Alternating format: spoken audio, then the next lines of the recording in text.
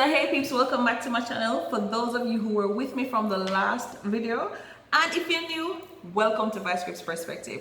We started a series called Transition from High School to Tertiary, the last video, and right now we're going to continue with episode 2 where we talk about that big move, that jump. Like you got accepted to university already and now you're like getting to pack up all of your something them and you just need to boogie out. So we're going to jump into the tips and all the wonderful things that we need to know with regards to that.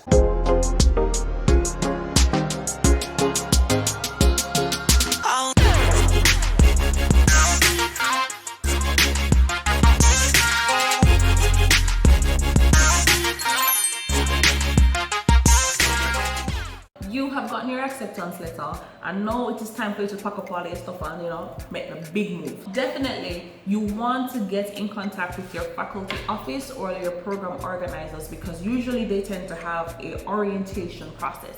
And what the orientation process does is basically give you all the things that you need to know for that smooth transition for the first class, first week of school, in terms of where you need to be. You're going to learn who your lecturers are, you're going to learn who is your dean, who is your supervisors, you might be assigned a mentor. All of these things can be very helpful for you in terms of making that first move.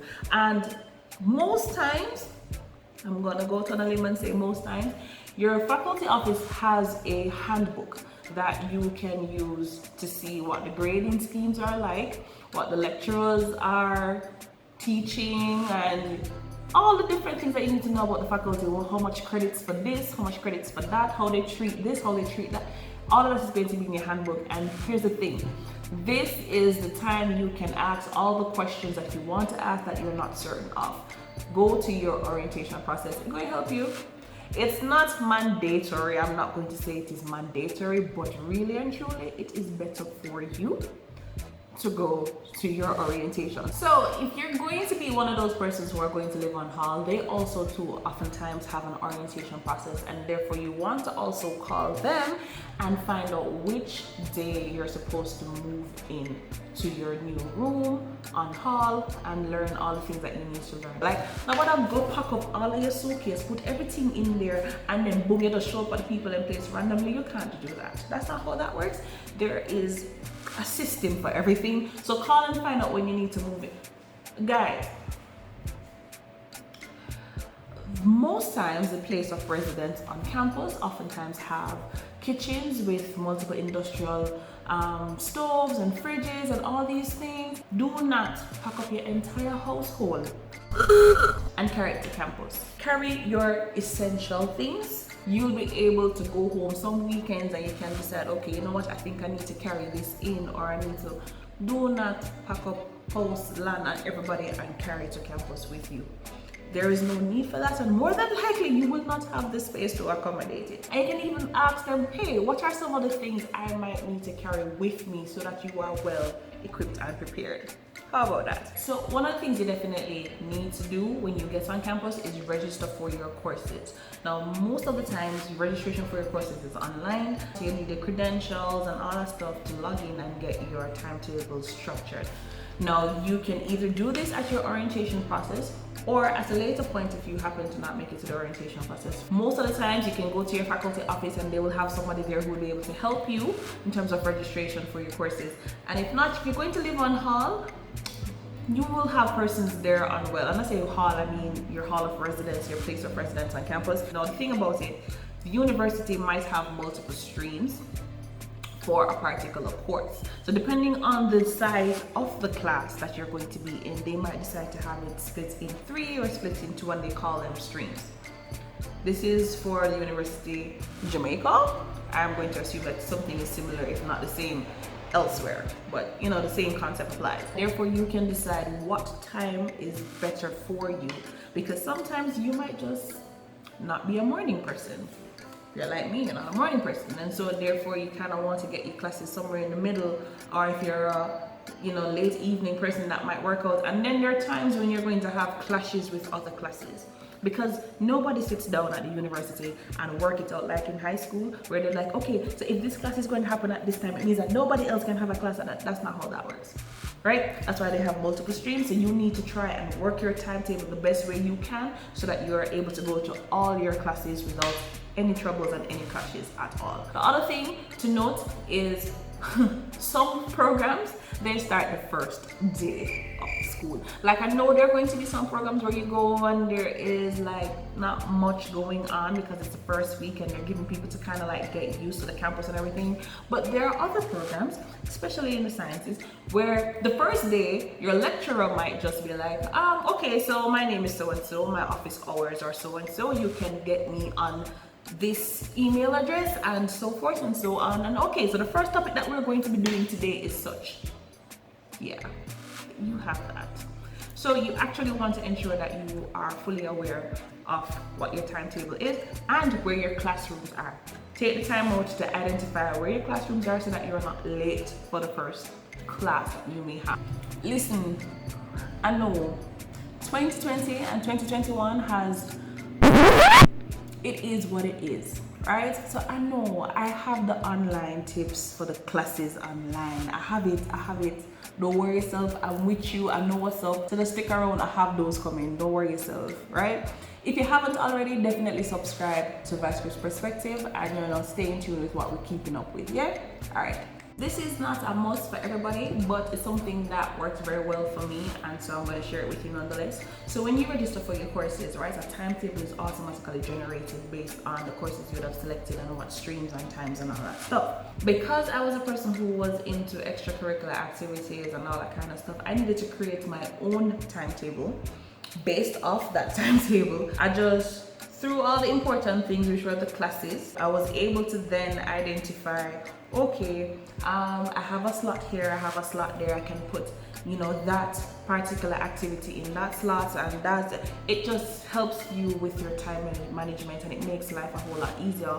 Personally, I lived on campus and I posted mine in my room somewhere. So there were times when my friends would come in my room and they would look at my timetable and be like, by the way, don't you have such class in the next half an hour? And I'm like, right. So the next thing, if you're going to be living on campus, right? One other thing, well, not even just on campus really. If you're going to move from home and go somewhere else, I still think this is important. So take this one for sure. So the universities in Jamaica in particular, because that's what I know, it's kind of like a town to itself.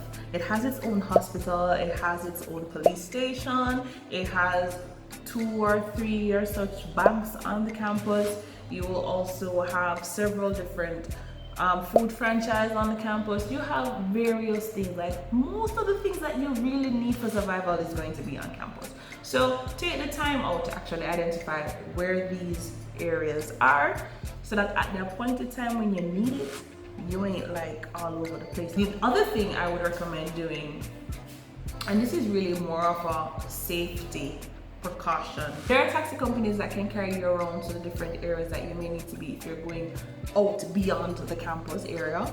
And I think this is safer for you because at least there will be a trace to say, okay, this particular taxi picked you up, this taxi is of such color, the license plate is this, the license plate is that. When you jump into a random taxi that you don't know, nobody knows anything about you, and if something ought to happen that you don't want to happen, at least there is some form of lead, there is some trace, there is something that somebody can use to try and help. Separate and apart from that, I do believe you should store the campus police. They tend to have a campus police. Store those numbers in your phone. Store the hospital number in your phone. Certain people, key persons, I would think, have those numbers stored in your phone that you have it just like that. If you find yourself in a situation, you don't have to be trying to figure out, oh my God, what is the number to get access to this? Campus is like a town. Campus is open, and you will have people with ill intentions coming on campus, and they might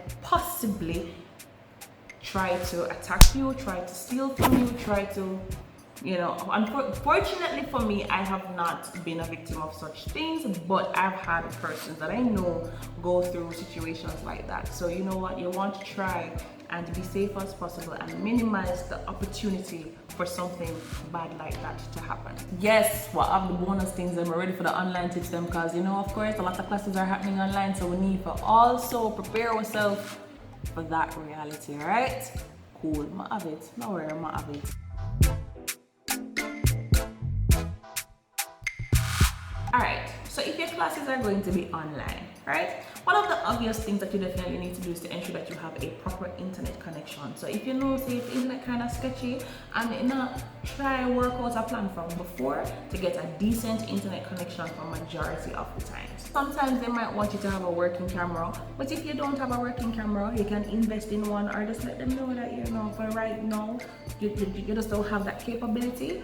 But if you can, do get a working camera, and most times if you're using your laptop or therefore you tend to have a pretty functional camera on that. One of the other things is to try and get a headset, an earbud, earphone, something that is going to help block out external noises from around you, because you want to be focused on what's going on. If you don't have an earphone, as a matter of fact, it doesn't even matter whether you have it or not, try as much as possible to find a quiet environment for you to have your classes. Like, your environment will not only affect you, but it could also affect the other persons on the call.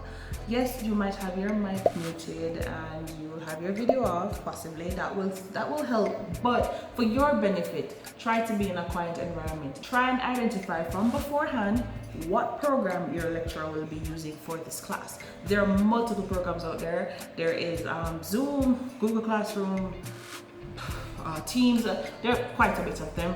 So try to identify from before which program your lecturer will be using. If you don't have it already and not familiar, definitely download it, get familiar with it, so that you know you're not fumbling during the class hours when you really need to be focused in. Like, if you're going to be held back, let it not be the software at all. And please, listen to me, save yourself some embarrassment, please, and have a neutral background.